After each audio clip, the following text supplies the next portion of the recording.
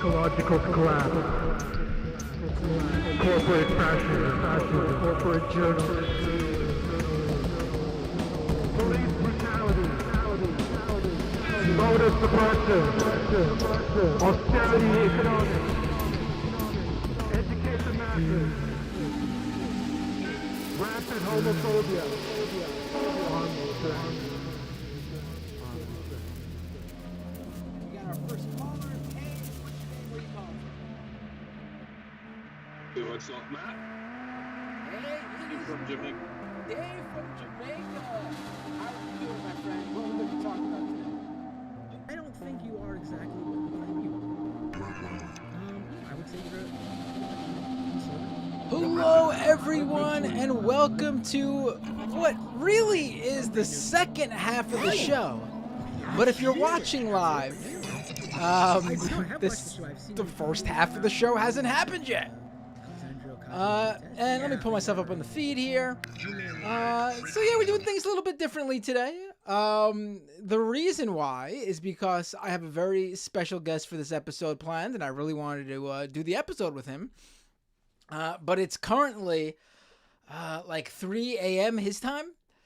So thought we'd give him the opportunity. Well, actually, it's like 4 a.m. his time. Thought we'd give him the opportunity to get a full night's rest. And then he will join us what will be in the wee early hours of the morning, Tuesday morning, I should say, for him, about like 5:30 a.m. He's been on this show before, back when Russia first invaded Ukraine. Writer Egor Kotkin will be joining us. Again, if you're watching if you're not watching live, if these already happened. You're listening to this, as far as you know. I talked to the guest already. The calls may be weird because they won't be addressing whatever happened on the first half of the show. But, yeah. I thought it would make sense to talk to a Russian living in Russia about what just happened this past weekend. So I was open to the idea of completely changing up how we do things to make that happen. So the phone lines are open right now. We will be talking about really whatever you'd like to talk about. Even this great interview I just held / will be holding in the near future with Egor. And also I'll be double checking with him. It's been a little while exactly how I pronounce his first name too. I think I've said it 2 different ways. It's like it's not Igor. It's like Egor. I'll double check with him though. And let's take that call as they come in. Hey, what's your name? Where are you calling from? I'll double check with him now. Hi, Matt. Hi, this is Robert F. Kennedy Jr. calling in again. Oh, this is so great to hear from you, sir. You were, I gotta say, when you called in to this show last week, you were one of the, according to my audience, one of the highlights. They absolutely loved your call. So great to hear from you again, RFK Jr. Well, thank you very much, and thanks to your audience. I did want to say that my poll numbers have gone up rather significantly since my last appearance on your show, and I'd really like to thank you for that, Matt. Oh. It had to be because of the show, of course. I also think you should give a little bit of credit to, since we last spoke, there's been a number of videos of yourself shirtless, brolic as can be, doing teeny tiny push-ups and pushing about, I don't know, 5 pounds of weights over your head. Let me tell you something. I bet Joe Biden couldn't do that. He couldn't do that, and that's what I'm trying to show. My fitness for office to be president of the United States. I gotta say, I always vote based on how buff my preferred candidate is. I mean, that's why I was such a big Bernie Sanders fan back in 2016 and 2020. Dude's got a 8-pack. I could see why I could see why he would have been your choice back then. But I mean, times have changed, and we need to really figure out what's going on here in America. So Yeah, I mean, we I do. also I'd We like to really correct do need to figure out what's going on I'd here. like to correct the record. It was reported that my spokesperson was asked what vaccines I would endorse, Oh, and right. the I saw response this. was that I would endorse no other vaccine, and that's totally not true. I am a strong endorser of MMS, Miracle Mineral Solution. What is that? Um, well, it's certainly not bleach, but it's been in experimental phases for the past 35 years. And had to move to another country because of fraud. But regardless of that, that's the one vaccine I think I could endorse. Oh, sounds interesting. What is that vaccine for? It's for cancer. It's for headaches. It's for backaches. It's for foot pain. Oh wow, Uh, it really sounds like a miracle medicine. It could it's cure you of both cancer and a headache. man, it's right in the name, Miracle Mineral Solution. Wow, miracle mineral. I have to look more into this. You Incredible. you said it is rather incredible. Also, there is something else I wanted to bring up, if it's all right with you. There's Sure. something the government is hiding from you the actual truth. And the actual truth is that most of most of the clouds you see are actually made of cotton candy. Ah. Wow, that's. I mean, It, uh, it's something they don't want you to know. And as president, I'm going to launch a special investigation into that. uh, which who told you that one? A toddler? It's all over the internet, Matt. Perhaps you should look beyond Tech Bunch or whatever site you work for. I have read your articles in there, and they are very good. Uh, Oh, excuse me. oh, are you Excuse, okay? I certainly don't have COVID. I certainly don't have COVID. Yeah, I don't think. Yeah, I hope not. But you know, yeah, it would be a I don't know what would happen to you. I mean, you're in great shape, but you're also quite old. You I'm making up for that with I mean, the exercise and diet. It's certainly not anything that you would inject into your body because those things are bad. Those let, are all bad. All the vaccines, they're all bad. let me ask you this, because this question, and I wouldn't be doing. I hope you don't take it personally, but I wouldn't be doing my job if I did not ask you this. So once those photos went viral online, there were a lot of was a lot of speculation. A man of your age, with a body like that, and then on top of that, there was that video of you trying to lift those weights, and I gotta say, for someone who looks in the shape you are in, I feel like you shouldn't have been struggling with the amount of weight they put on. Um, have you taken any performance enhancing drugs? I saw some people throw around the word steroids. I don't want to put that on you though, but that's what people have been saying. So I got to Well, ask you about that. I'd like to silence all of those rumors right now. My body is only is a temple, and I work out plenty. I work out every single day, and I can do really good push-ups, but the camera couldn't catch the angle there. Plus, there's a secret that I was told that you know can enhance your strength and your stamina, and it's many people have recommended. I drink urine. Wait, what? This I this came drink out of urine. left field, my friend. What does this Well, have to do? That is your performance enhancing drug? You drink urine? yes, I drink urine. Let me ask you this: is it your urine that you drink, or is it somebody else's? See, that's the secret, Matt. That's the secret right there. It's not mine. It's other people's. Is is there a particular person or just any old urine? I have many supporters who donate often to my well-being and the you know that kind of thing. It works out pretty well for me. And as you can see how jacked and stacked I am, I'll be knocking Mark Zuckerberg out of the ring in 2 minutes. Oh, you're are you calling the are you calling dibs on whoever wins the Mark Zuckerberg Elon Musk fight? I mean, if you are, then it seems like you've also just chosen your favorite to win. You think Zuckerberg is gonna beat Musk?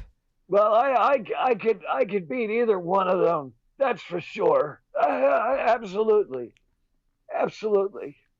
All right, all right. Can I ask you this? Do you notice any difference when you in terms of the enhancement provided based on who, like, for example, like if you were to drink the urine of that out of shape Peter Hotez, would that provide you the same benefit as if you drank the urine of, let's say, the buff Joe Rogan, or it does not matter? Absolutely not. Peter Hotez's blood is corrupted by the vaccine, and Uh, we all know that totally messes with your body chemistry. I think, or something like that.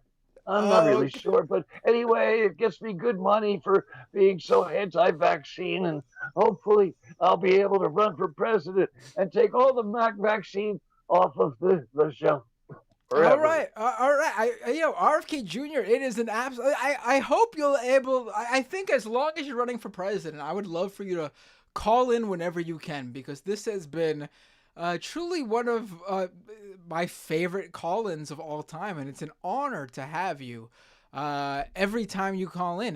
This conversation's already a step up from the last one, so I can only imagine where our next talk will take us. I appreciate the time, Matt. And you take care of yourself. We'll talk again soon. All right. Look, before you go, Yeah. how to someone just starting out and interested in looking like you, how did you get started on the urine intake? Did people? I mean, even when you were just a lowly Well, torts lawyer, I'm sure you didn't have supporters then sending you in this stuff. well, it's a funny story, but I don't think we have time for it today, Matt. And I actually, got it. All right, I'll ask you next time. I'm not sure if your listeners want to hear about that. So, All right, I'll ask you next time. A great having you, RFK Jr. Everyone, have a great night.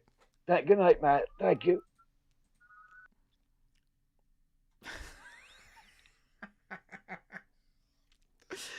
I gotta say, Bob.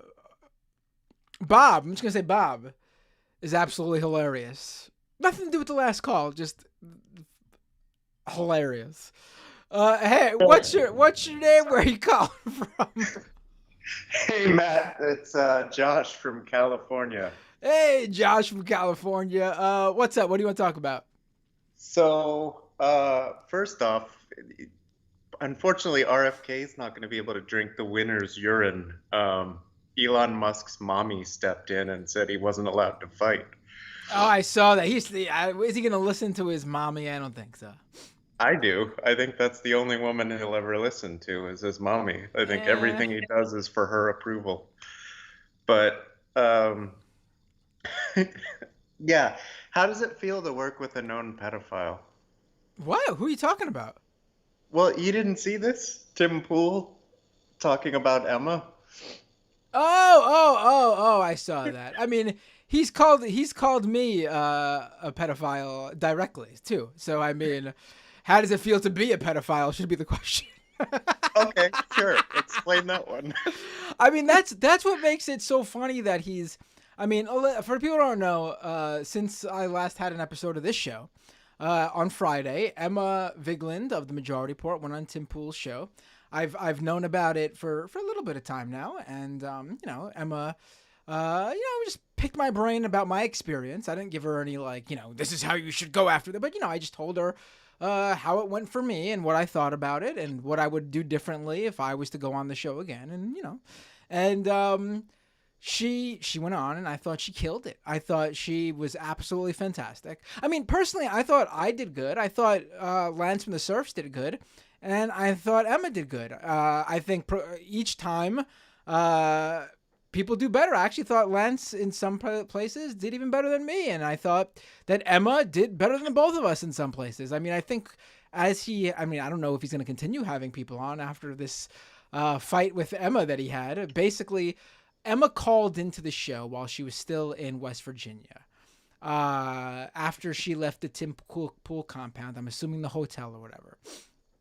And she joked with Sam on the phone about how, and it was clearly a joke. If you listen to the audio, she is being as sarcastic in tone as possible about how, she didn't get to see the skate park because they took her in the secret back entrance. And someone clipped that, and Tim Pool saw the clip, and he's appears to be legitimately upset that Emma is lying about not being shown in the skate park. I mean, on Thursday, before Emma went on, I was on the Majority Report, and we were literally talking about the skate park. It's not it could not more clearly be a joke. But I also think it's really funny that Tim and his supporters, I saw that right-wing dude who's in that hardcore band, All That Remains. He's like, I can't believe his name's Phil something or other. He's like, oh, look at this. Tim brings someone to their home and provides them with respect and courtesy and common manners, and they lie about him. Were there manners there though? Hang on, I want to dissect that because he said that she couldn't hold a thought in her woman brain that Sam had while they're on the listen, I when I went, and I've told this story. I have no secret they were. He put me up in a hotel. They paid for my train ticket, paid for my hotel. Everyone who worked there was super nice, and I have no complaints about the people I interacted with. Were there some people there who didn't talk to me and seemed to be, because Tim's got a lot of people hanging out at his compound. Yeah, but I'm not going to base my experience on people who don't want to talk to me because they don't like me. The lamest militia of all time. No. Is that his compound? I mean, he just has people who I guess they work for him and they want to be YouTubers or write for his website, and they live in the area and they hang out at his house because it's huge, and it's got a pool table, a skate park, who knows what else it's got. It's gigantic. They got a bar, like a basement bar. Someone posted a picture of themselves in it. And I saw someone joking that Tim Pool looks like he has an Elks Lodge in his basement. And I thought that was a perfect description. His basement alone looks like an Elks Lodge. And Emma, I'm sure outside of a joke, she'll say the same thing. We're not out to lie about it, but she was clearly doing a skit with Sam that was a humorous segment. It's so dumb that they would take this personal, and also the idea that that stuff doesn't happen. Tim, I said something a couple of weeks ago, and Tim was like, "Oh, Matt, you had no problem coming to my my house and taking a photo with me and whatever." And well, yeah, I did that when I was there, but that doesn't mean I'm not gonna call you out for what you say. And second of all, a week or two after I left, after we did our episode of your show, you did another segment talking about a tweet of mine, and you called me a pedophile. I mean, it doesn't get more mad. Like it's ridiculous. Like, I didn't take it personally, honestly, because I don't give a shit. Like you were playing Fortnite with 9-year-olds. Like, oh yeah, I'm grooming the kids to play Fortnite. I personally, Tim took great, pain from Emma saying this joke about the skate park to the point where he posted himself skating on his skate park ramp or whatever. I mean, everyone knows it's there. Emma didn't say it didn't exist. That doesn't refute the joke she was making. It makes no sense. But you didn't see me like getting all upset that Tim was calling me names after I went on his show, and I was like, "How dare you, Tim?" And me posting pictures of myself not being a pedophile. I mean, it's just the who cares? Like, I don't take anything in terms of like, I mean, if he wants to go out and make up allegations, that's different. But if he's just going to throw out that word, like they've already completely taken all meaning away from that word, just like they've done to the word groomer, because they use it as a diss. I mean, I don't care. I don't take it personally. Again, if he wants to go out there and like start making up allegations, that's a different story. But just calling me that word, I don't give a shit, because I know who's gonna take what he says seriously about that. Yeah, no, I know. It's when you're losing that badly, that's what you end up doing, right? And he admitted openly to me when we were there, and he does it all the time, that when he tweets, he does it in a troll-esque manner to get a rise out of people. How is that any different than and Emma calling into her show with Sam and doing a segment? How is that any different? Well, if it's so bad to be a dick, and that's why Sam's banned from everybody's show, and not because they're terrified that he'll make them look like the morons that they are, then, why would he go out and troll people? Like, that would mean that he wouldn't get invited anywhere either, because he's a dick. Like, his logic isn't internally consistent. And also, he's just a shitty musician.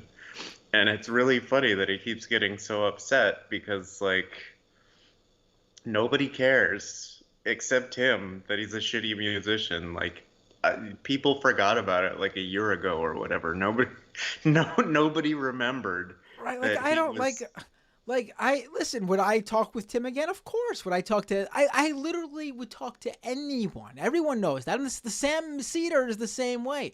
I'm even willing to take it a step further in terms of, because I don't have the largesse operation that Sam is running. I have the opportunity to just say, call into this show and we can literally talk for like an hour and a half. I've done that with people. I also have no problem going on anyone's show whenever they'd like to invite me. Really. I've said that all the time. I know you went on Convo Couch, which I had never heard of, and was like, right. I secondhand embarrassed for you. They were so bad. I wouldn't. I actually sitting there talking to them was just had to be mind numbing. Right. I mean, it wasn't the. I personally enjoy doing it. That's the main thing. If I didn't enjoy doing it, I wouldn't do it. And I understand that people don't enjoy doing them, so that's why they don't do them. I get that. But I mean, I have no problem with doing it. I think it is. I know a lot of people differ with this opinion of mine. I saw some people calling out Emma for going on Tim's show.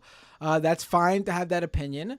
I wholeheartedly disagree, because I did see quite a few people tweet out to Emma that clearly, if you look through their Twitter profile, like their feeds and everything, they were not left-wingers. They weren't even liberals. Some people who would even be like slightly right to center even. I even saw someone who had DeSantis 2024 in their profile, and I thought it was a joke at first. And as I looked more into their feed, it seemed pretty legit.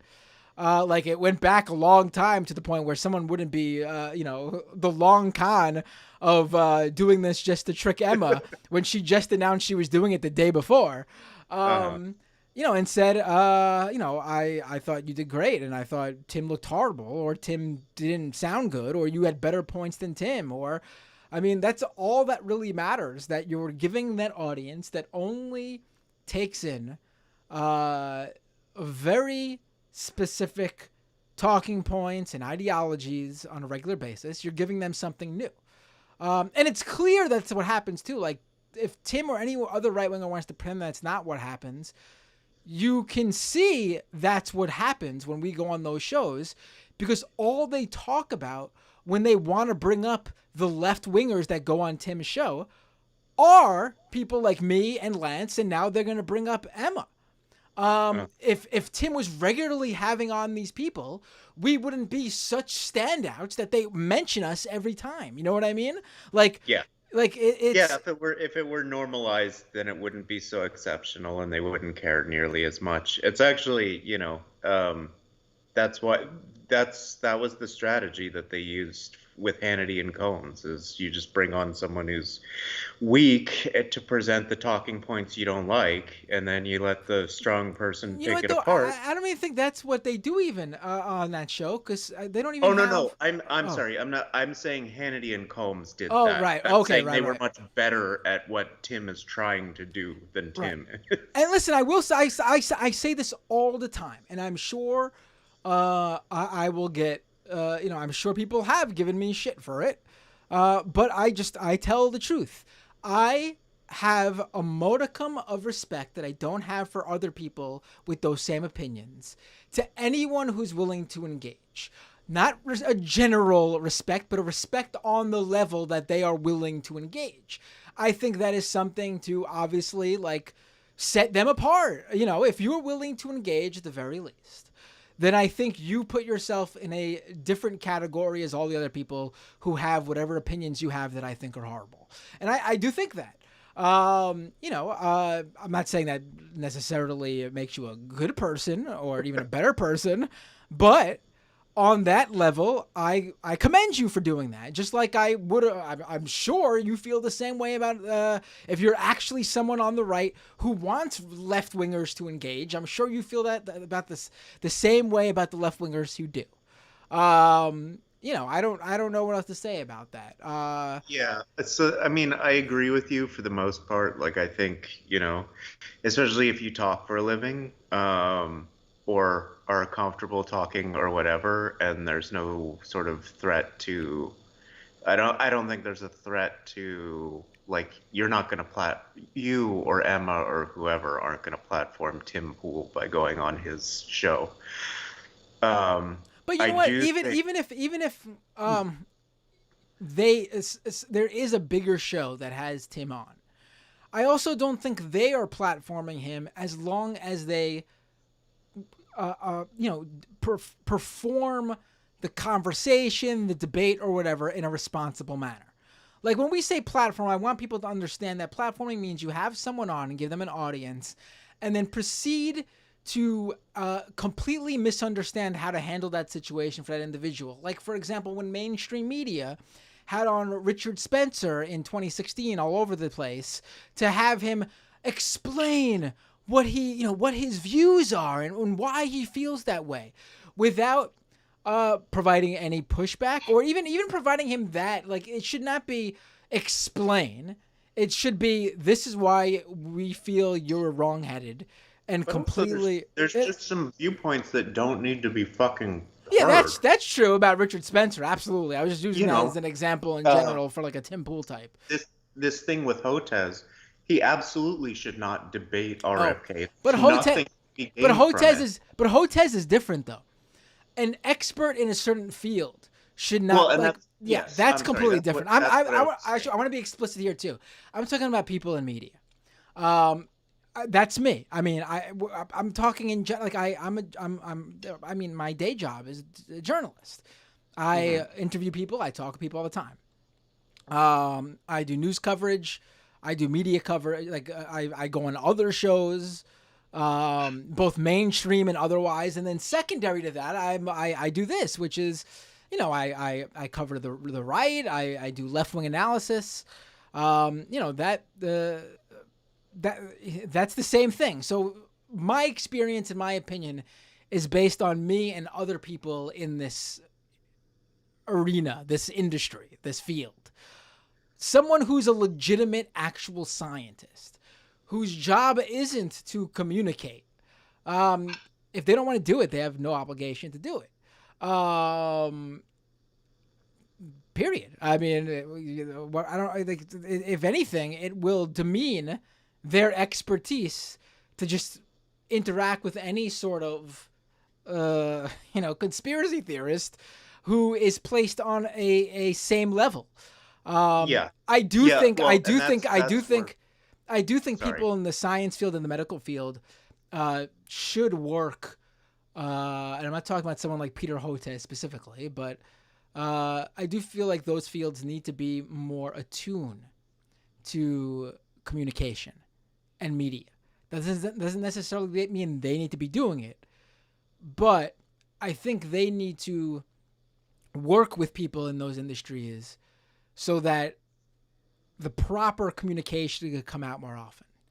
I think a lot of times, and this is not based on right-wing conspiracies, I'm just talking about like, I think a great example was during the pandemic.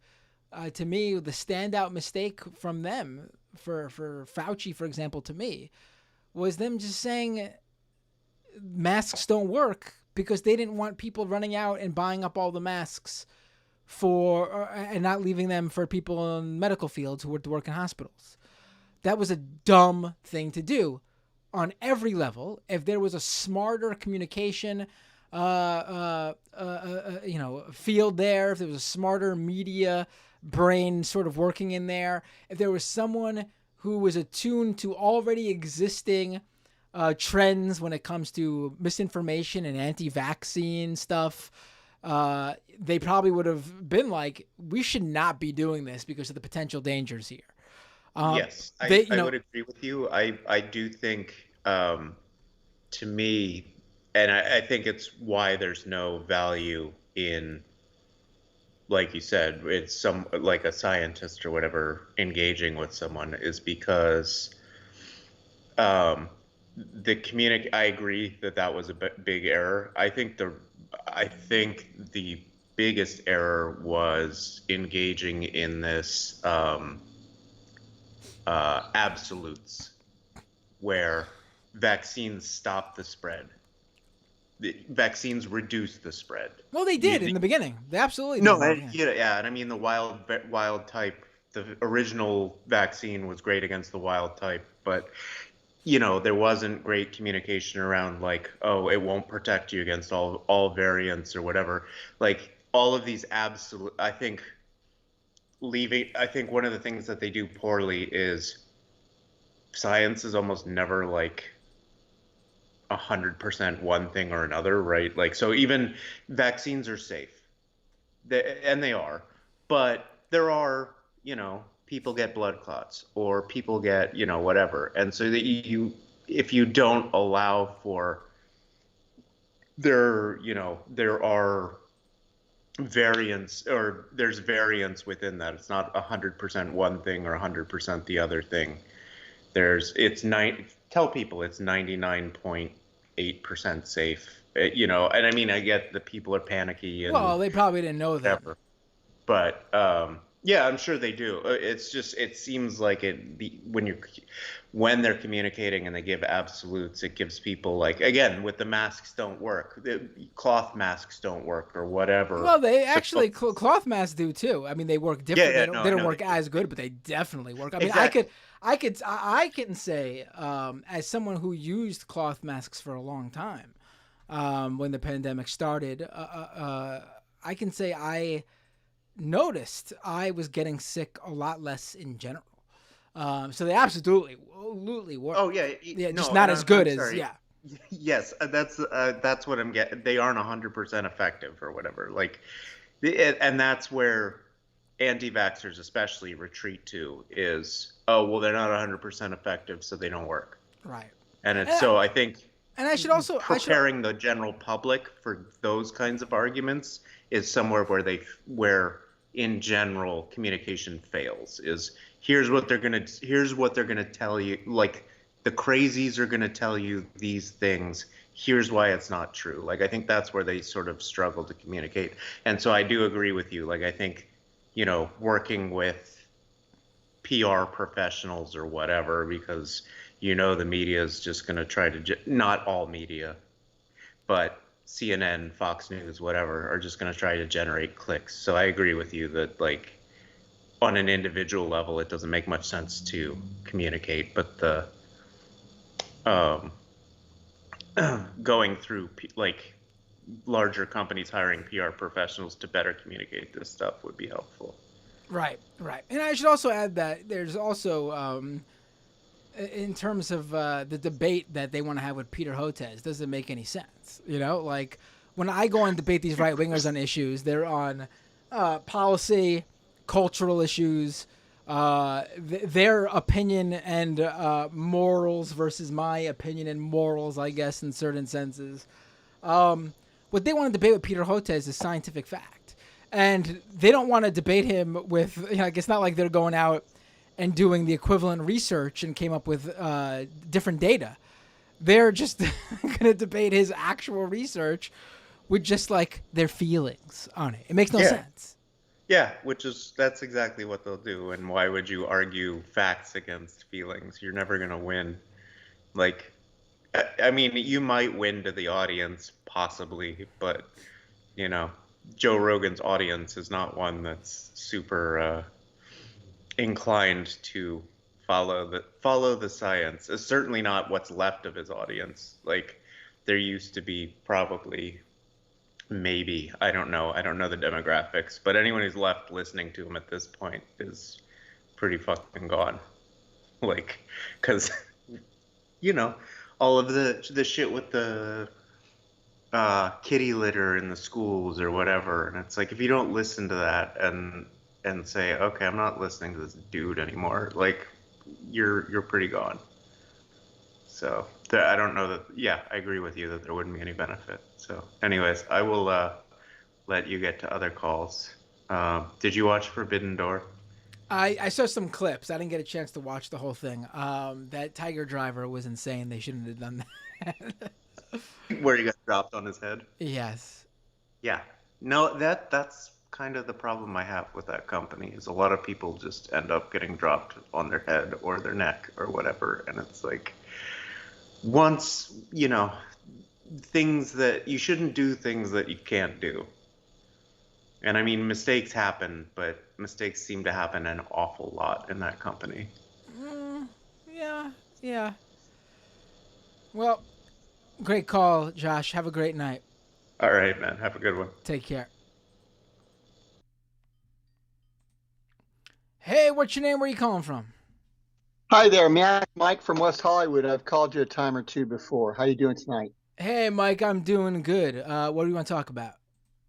I want to talk about our conversation that we had previously about Fauci. I'm sure you don't recall it, but you brought it up just now, and I wanted to mention something that I had omitted, and I think it's an important point to keep in mind when you're talking about Fauci. Yeah, sure. During the pandemic, a dear friend of mine was a new mother. She was probably, I think her daughter was probably less than a year old, and she was an ER nurse. And so it was really imperative that we prioritize her masks. And I think that's what Fauci was doing. I think he was just doing what basically a medical professional does, triage. When he was in that situation with the masks, he's going, I can save more people's lives by giving these masks to the medical professionals that desperately need them, as opposed to having them wasted in the population, hoarded, et cetera, et cetera. No, I get what you're saying, and I get what his thought process was. I'm just saying, it wasn't thought out beyond how they would do things, I guess, in a medical setting, and I think it was a bad idea in the long run. The whole setting at that point.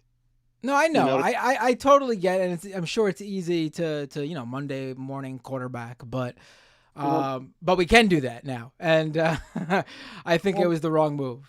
I kind of kicked myself for not bringing it up to you that time we spoke, probably a couple months ago.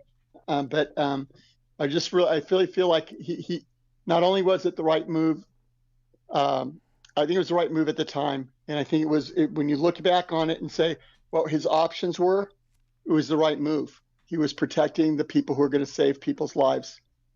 All right. I mean, I disagree. And I mean, I agree that that's why he was doing it. I don't think it was anything nefarious, but I think it was the wrong move.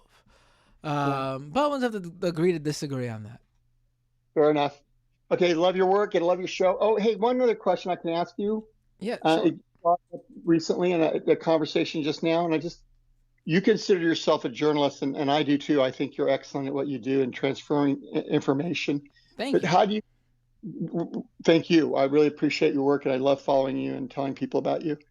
What I would like to know is, do you how do you consider yourself as a journalist? Like in the category of journalist, are you you're not a graduate of Columbia School of Journalism, but how do you rank or prioritize or group yourself as a journalist? In the field. I mean, I did not go to. I fell into this. Like I've always been someone really interested, obviously, in news and politics and current events. But I didn't go to school for this. I have no sort of formal training. I went to film school. And I think that helps in terms of being able to use the tools to cover things. But in terms of like actual, like journalist education, I don't have any. I out of college, I did a bunch of different stuff and landed a job at a news startup.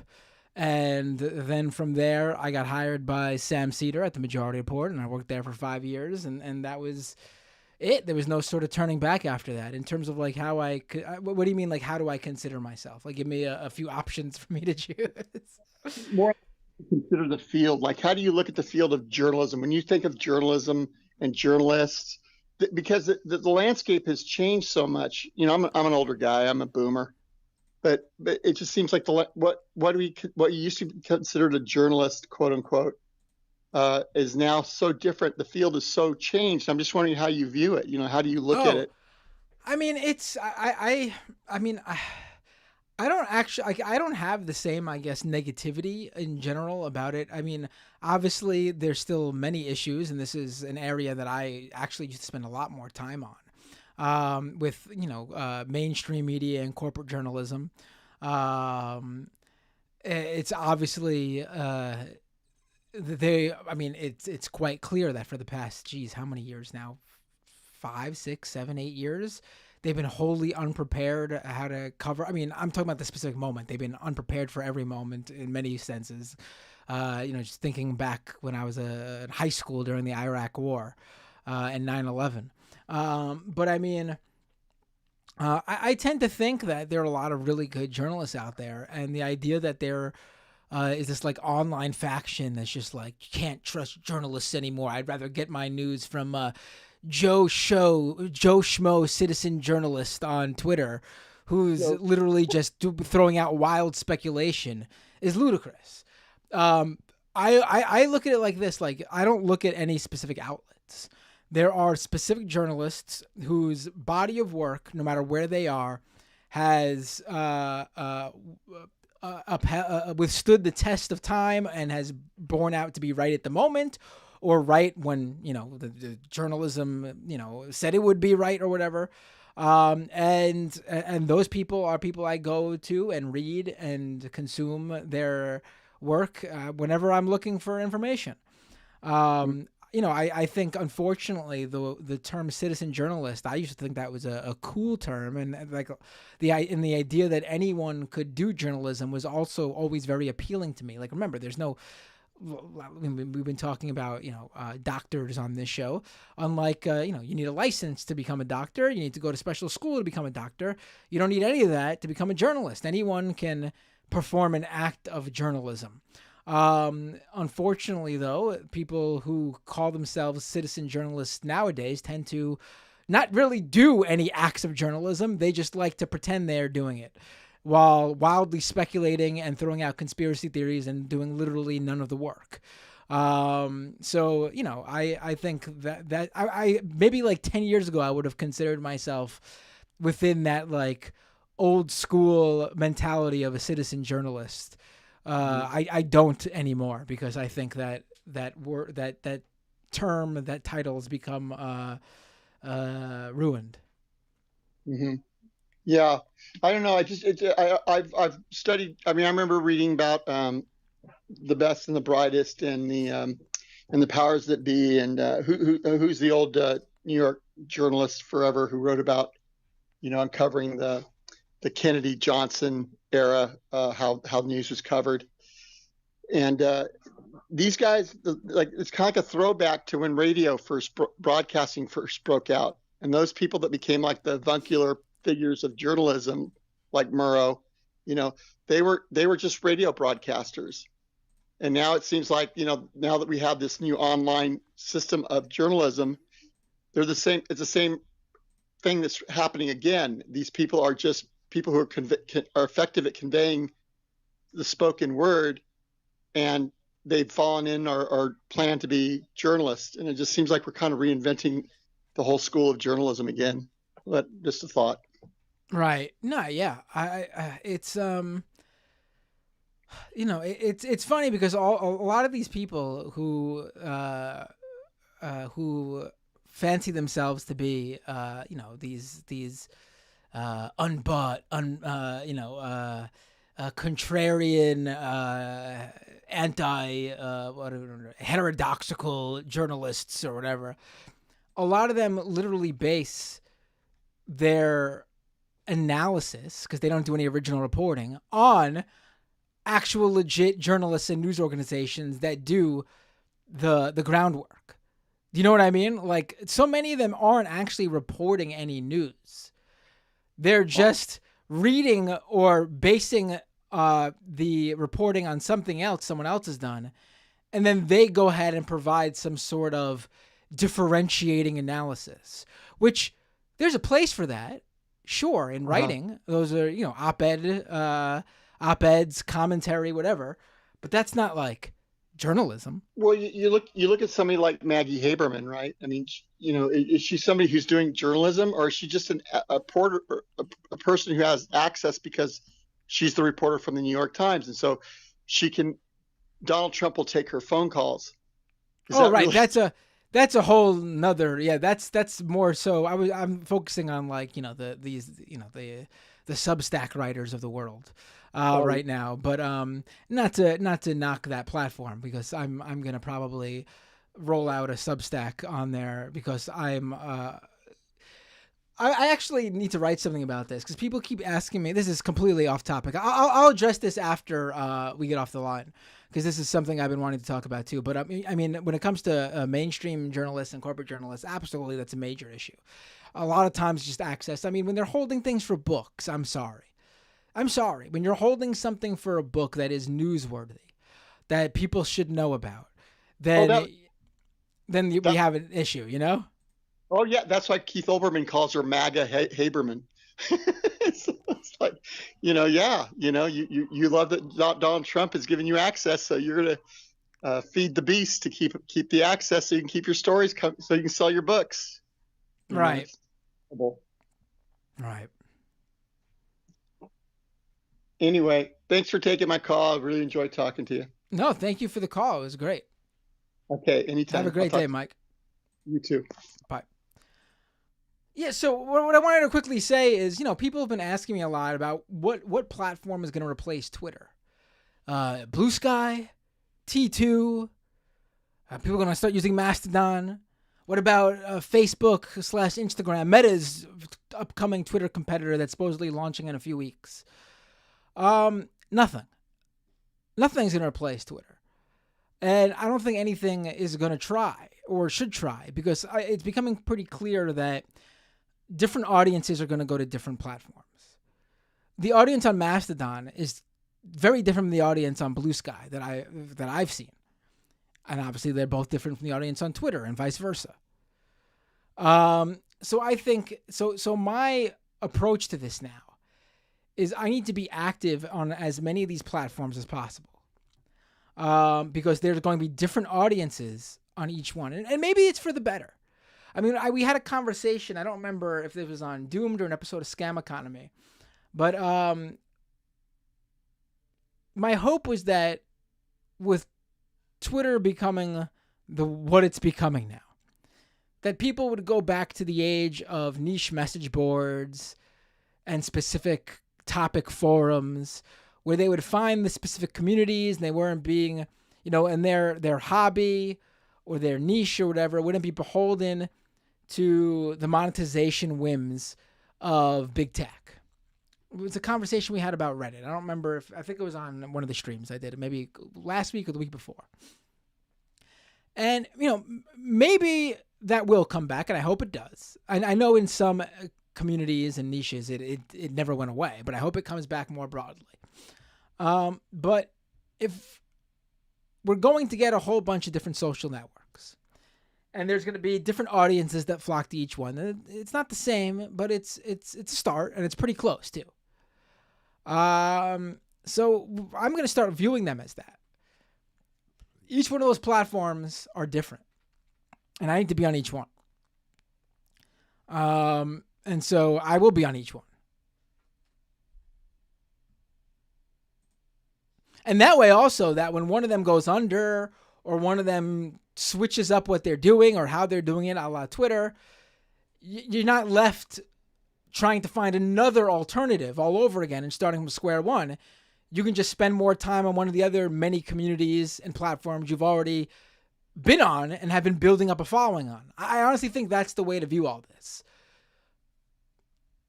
All right, let's go back to the phones. Hey, what's your name? Where are you calling from? Oh, hey, it's Saul from Canada. Hey, Saul from Canada. What would you like to talk about? Just a side note, I called in during the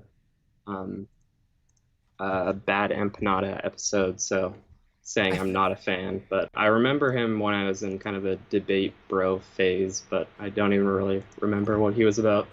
But what you were just talking about, I definitely agree with your point on Twitter, and there's not really going to be like this mass migration at all. And also in terms of social media as a whole, everything is so consolidated. Sorry, I just keep on hearing myself. No, it's all right. Just turn down the stream and just listen to the Skype. Yeah. It's just social media at this point is too consolidated to have a mass migration. Like if we're talking about normal users of Twitter, they're going to be going to Instagram, they're going to be going to Facebook, they're going to not know any alternative. I was interested in talking a little bit about AI, but that's kind of a scam economy episode. No, we could talk about it on here because I've been it's been difficult a couple of months in terms of scheduling multi shows during the week. So in lieu of me not having a scam economy episode last week, we can have that conversation here. Cool. Yeah. I guess I definitely don't want to dismiss the possible bad futures that people predict with AI, but also I do appreciate your coverage of it because there's not a whole lot of criticism or skepticism around the topic, and a lot of the AI discussion kind of revolves around viewing it as AGI or artificial general intelligence, where it's kind of like this singularity thing, and they kind of operate in the what if domain of, oh, but what if AI is this infinitely complex thing that's going to change everything and it's going to be this great equalizer. And that is kind of one of the things that is scary to me about it, because it kind of appeals to everyone in a way, because it's seen as this way to transform labor completely. And I mean, I don't personally think that it's going to result in that, but I do think that it appeals to people's nihilism because it's an easy answer. And ultimately what AI is, it's a tool like anything else. It's like a smart fridge, or it's like some code, or it's like, it's just machine learning or language learning, or Right. these kind of models that Right. jumbled together stuff and all that. And it's there's just a very different there's a huge separation between what people want to believe it is and what it actually is. Right. I mean, I actually think that's to its detriment, because the actual technology and what it's capable of doing, I actually think does have its use cases. Like, I don't think it's it's definitely adjacent to crypto in terms of the same sort of scam artists using it and promoting it and creating all the hype and talking points surrounding it, and a lot of the same people are trying to monetize it. Certainly. But in terms of what it actually does, there is utility that I have seen, which I never saw with crypto. And I think the way these scam artists and these hucksters hyping it, I think it's a detriment to the technology, and I think it will hurt it in the end. Like, I've seen some real cool use cases. I think I told someone of I haven't used it like in my own sort of content or anything like that yet. But one thing I hate doing is, like the YouTube chapters. So like it splits the video up into different sections, like within the video, so people could just scroll through and see like what the title of each section's called. I don't have the time to sit down and do that, like do the time codes and everything for that. But I saw someone, and when I do have them, it's because Mike of the Humanist Report does them for Leftist Mafia on his own. And then he sends them to us to put on our video. But I did try out this app that basically looked at your video, like scanned your video, and then broke it out into chapters for the time codes. And I was like, oh, that's pretty neat. I would not hire someone to do that because it's such a small little like thing to do. So it doesn't take anyone's job. It just straight up saves time. And I was like, it was accurate. And I was like, oh, cool, that it worked. And I was like pretty impressed with what it did.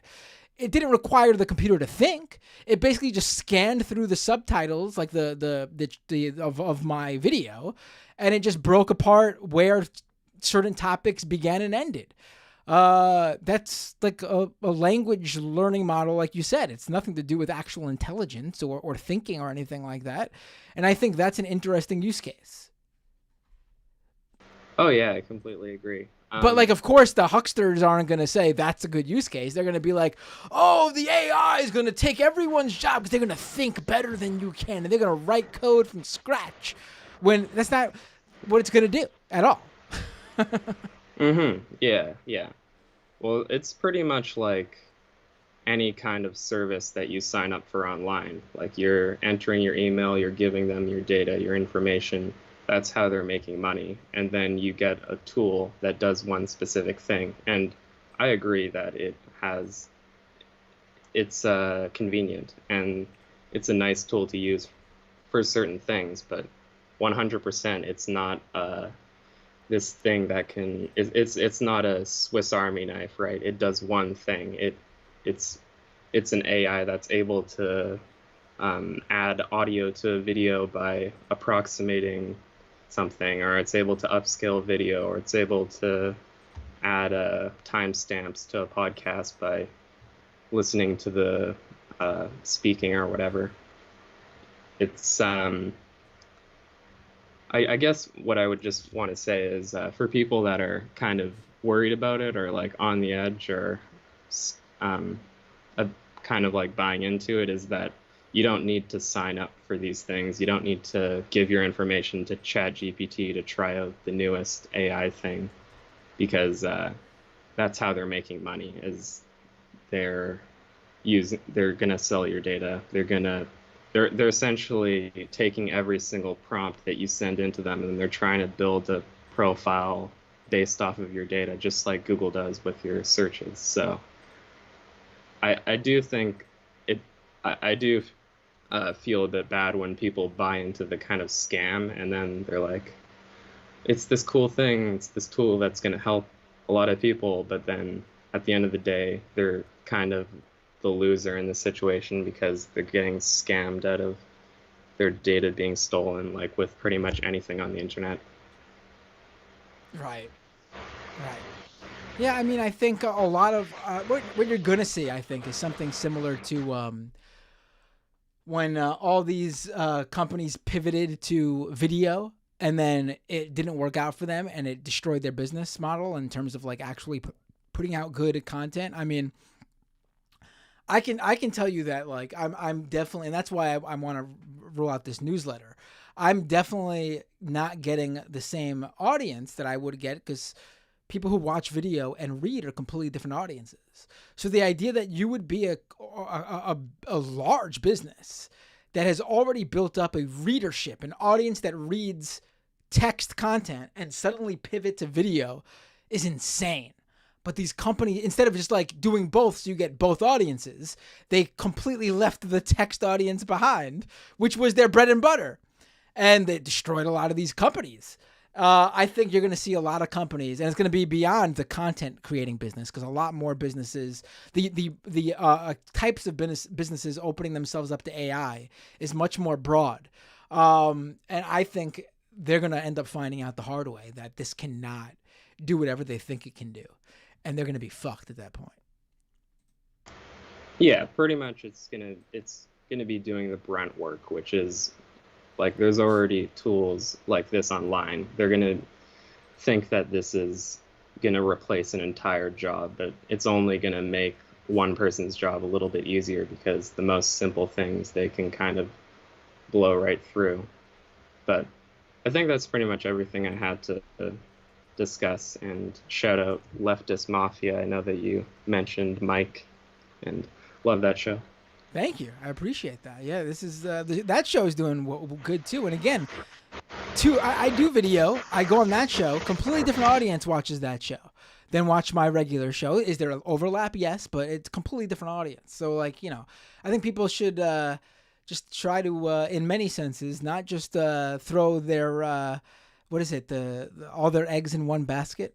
That's why I think that's how this conversation started too, with the whole different platforms thing. Yeah, for sure. Have a great night. Great call, yeah. Saul. Yep. Thanks. Bye. Bye. All right. I think I'll have time for one more call.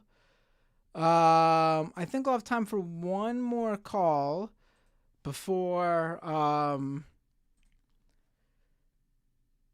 Hello. Hey, what's up, Matt? Hey, who is this? I mean, I know, but I like asking. Oh, this is Dave from Jamaica. Oh, shit. It's Dave from Jamaica. I actually was guessing someone completely Is different. this the Matt Binder? No, actually, it is not. No, it's me. What's up? Well, to piggyback off that last call, I've looked into how ChatGPT actually works. So I figured out a quick summary, so for people to not get too worried about it replacing your jobs and whatnot. Because once you hear how Dave is about to break it down for us. Right, once you hear how it works, the fear goes away because you realize with the methodology it uses, it's not getting it much better than this. So imagine all the words in the English language are assigned a number, right? And I'm skipping some other technical bits, but what ChatGPT basically does is, since all this quote unquote deep learning and data gathering, it's basically doing a probability. In other words, if I say 2 + 2 is 4, 2 + 2 equal, right? Out of all the scouring of all internet data, it's going to find what is the most likely thing to follow that sentence to give the answer. So since all the data in human history out there, with the assigned words, whatever, if the spell Well, code, just to amend that, just the data it's trained on, not really all the data in. Yeah, but go you ahead. get what? Yeah, the data is trained on, right? So the letter 2, let's say the letter 2 is assigned the number 5, and then plus is whatever, right? Since 4 is going to be assigned a certain number, it's when it checks the database, it's going to see that 4 is the likeliest number to pop up. And that's basically the crunch down simple version of what's going on, right? So, like when you type out a whole sentence like, where can I find pizza in New York or whatever, this part of New York, it's data it's been trained on. It's going to find what is the most likely set of words to follow that particular question. There's no thoughts going on. It's literally just numbers, and it's correlating those numbers based on that information. So that's basically how it works. So there is no, when they use the buzzwords of deep learning and all that bullshit, it's, as you said, it's just an algorithm. Literally, there's no thought going on. And when you tell it to rephrase, it just throws up something that is slightly more a different thing on the probability list, but it basically works out to be roughly the same. Hence, and I can only imagine how much energy is being used by this, because that's a very brute force way to to get to add some very simple stuff. So Right. like when you do the time codes, right? And I guess when you put in it analyzes the video, it looks on the words and so on, and it says, boy, this is where most people normally put a time code break, because this is where probability, this is where the actual change of a topic happens based on other videos that it has been trained on.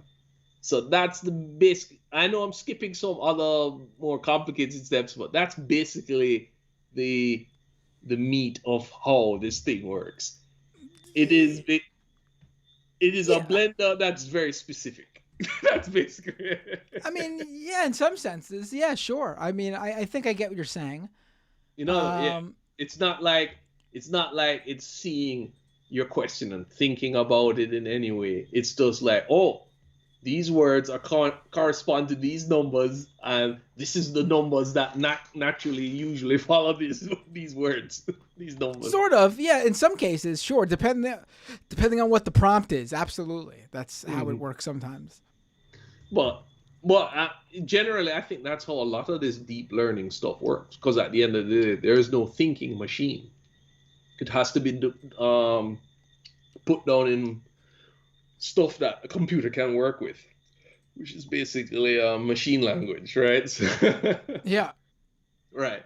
So when people are thinking, boy, this chat GPT can think of the writer's strike. Well, this chat GPT will replace all these writers, and we'll just have to do some guy to hire for touch-up. What it's actually doing is just saying, oh, these are the scripts that have been written. Oh, So yeah, that blend is... them. Yeah. Anyone who thinks Like- that stuff is, I mean, I think that's the real. Anyone who thinks it could replace creative writing is out of their mind. Honestly, that one is definitely not the case. I suspect similar things are happening with the art as well. When you give the prompts, it's going to say. And also, I don't think anyone is, in terms of writing, I don't think anyone is safer than journalists. Because AI could probably spit out some crappy creative writing. It could definitely summarize articles and things like that, and provide basic sort of like encyclopedia-esque or wiki-esque entries for broad or even specific topics or even like names and events. But in terms of doing original reporting, it cannot even get close to it. It can't do it. It just can't do it. No, the thing is, when I was looking into it, because I had an intuition when I was like first looking at the AI art and how it blends the stuff and so on. But to actually sit down and figure out how these models actually work, it really takes the fear out of it. And as you said, a lot of these companies that have bought into the juice, some of those production companies for movies who want to replace writers and all the other, they're going to be left holding the bag when they find out this thing will never be able to do what they think it can do.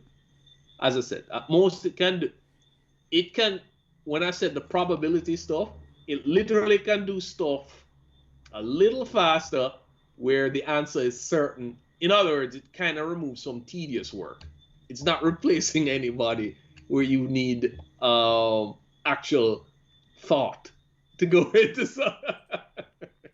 It basically is, if the answer is known, then yeah, maybe it can do it a little faster. But that's it. Right. So a lot of programmers that were impressed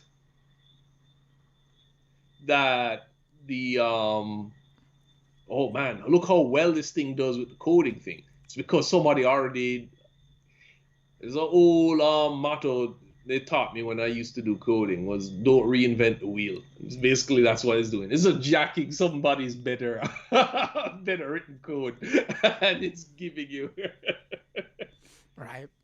It's nothing special. So off of AI, I was watching Leftist Mafia the other day, and I've been thinking about this because I heard Ole tweeted about it, and she's a bit annoyed with certain audiences, not the Matt Dinner audience, of course, but I was thinking. Never my audience. My audience is the best. Yeah. I'm trying to think, what is the best way to deal with trolls? Because ignore them. Ignore them. It is I don't know if people notice, but I very rarely reply to people on Twitter now because and I'm not doing it because I'm avoiding people. There's just better ways to get in touch with me. If you want to actually reply and converse with me, anyone knows you could call into this show and I'll take it easily. But the replying on Twitter opens you up to way more trolls. And I mean, I'm not saying I never do. I do sometimes, but in terms of like having like a conversation or debate on Twitter, not going to happen. Because it's just too filled with people just looking to get a rise out of you. And the easiest way to piss them off is to just not give it to them. Well, that is true. Don't get me wrong. But I think also, especially like when you're dealing with live chat situations, I'm of two minds because it's very different for women on the internet in general, especially black women. There's a lot of freaks out there. So I think the issue is there are some people who are definitely on the margins. Like, they have shitty takes, but they're not all the way gone. You know what I mean? They're in that space where it is the teachable moment. And usually when it comes to these things, especially dealing with race, especially if somebody, it's easier for, let's say, a white person to correct the bad behavior than, let's say, a bad person correct the behavior of a white person, because they're not in that phase of transition yet. And because I'm of two minds. Personally, if somebody's really out of pocket, you just ban them, right? Straight.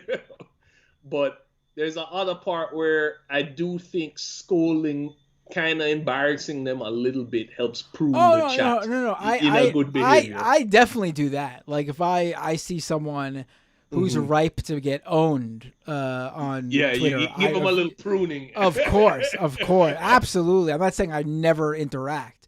I'm talking about like someone asks you something or tries to start a conversation or says something specifically just to like get a rise out of you that there is no there's no opportunity to one up them in owning them. I just think ignore them. It's just not worth it. Yeah, whipping the chat, if you will. Because then they'll just use that a lot of times there are people who you give them that little inch of just replying to them, Yeah, and they some know of them just they know they got you now, Yeah, and they It- know they will be relentless is the word I'm looking for. They will be relentless, and it's just not worth it. It's just not worth your time. I That's mean, why it's again, so- unless you see an opportunity to get some funny, good content out of it for yourself, yeah, then it's worth it. But if that's not there, then don't waste your time. yeah. That's the thing. It's always a trick. It's a bit of a trick to find the right balance of who you're going to clap and who you're just going to straight up with. Right. Because I always do find those as teachable moments. Because if you embarrass one, it kind of discourages the others, or it's like, oh, I better not act like that. Right. And other times you said they love it. Any bit of credibility, any bit of attention is good attention as far as they're concerned. No, absolutely. I find it a difficult balance because I tend to be a little bit short tempered with people as well, especially if they're giving me shit for no reason. So it's kind of a hard thing for me to do personally. But Right, I hear that. Oh, I gotta get going. I got you got a show. Special guest from Russia. Oh yes. So I'll let you do that, of course. And it's always good to talk with you. And I'm glad I didn't go too long this time. No, it was a great call. My pleasure. Have a great right, night. and Stick around. And I sent you the text, but I don't know if you had a chance to read it because you're busy. But happy belated Father's Day. Oh, Sometimes thank you. sometimes I forget you're a father because you're so young looking. So. I'll, you know what? I'll take that though. I enjoy that. Please feel free to say that any and all opportunities you see fit. Please, by all means. All right, no problem.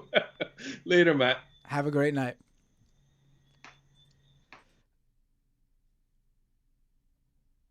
All right. Let me read these super chats. And then, so because the interview is going at the end of the show, because the guest, I didn't want to, I don't want it stuck there in the back, because this is going to be a good one, I think. I mean, I'm going to tell Igor when he's on, but the last time he came on, the podcast version of that episode is one of the most downloaded episodes of this show. And I started doing it in 2018. And I've been doing it pretty much every week since then. It's like either the second or third most downloaded episode of all time. So I think people are really interested in what he has to say because of his very unique experience as being a socialist writer who's part of the LGBTQ community in Russia. So we're going to go to Russia now, right after I read these super chats.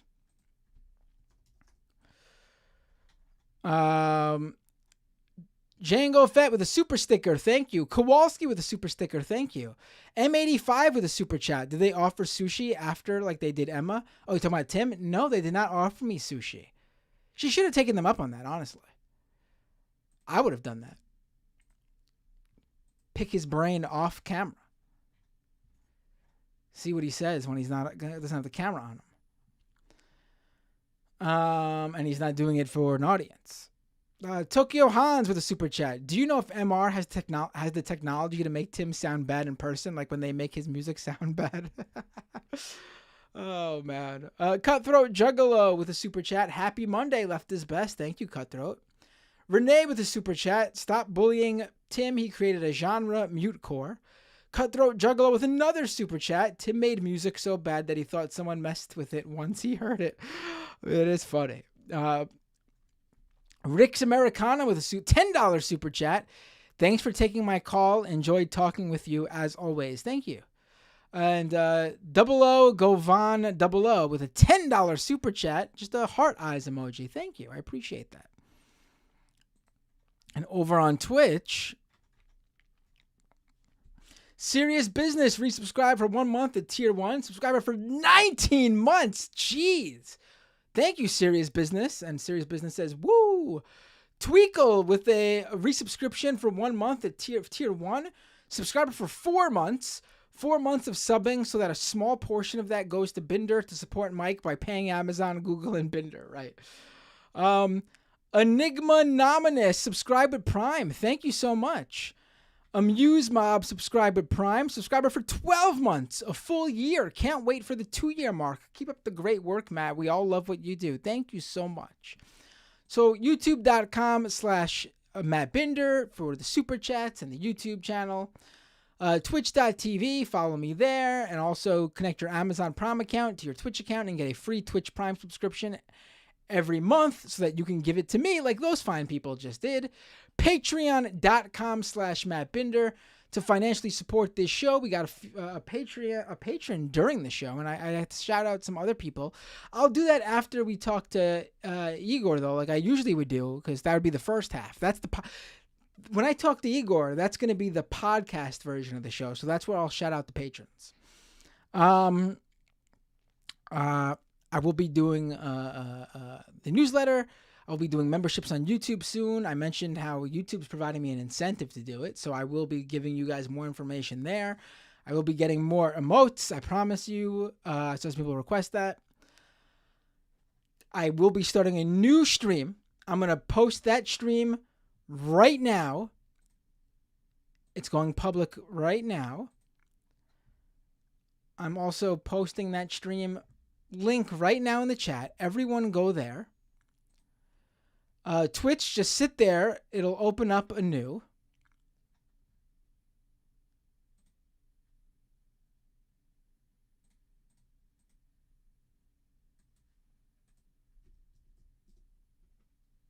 And give me a minute. I'm going to end the show by saying, I will see you all next time on Doomed.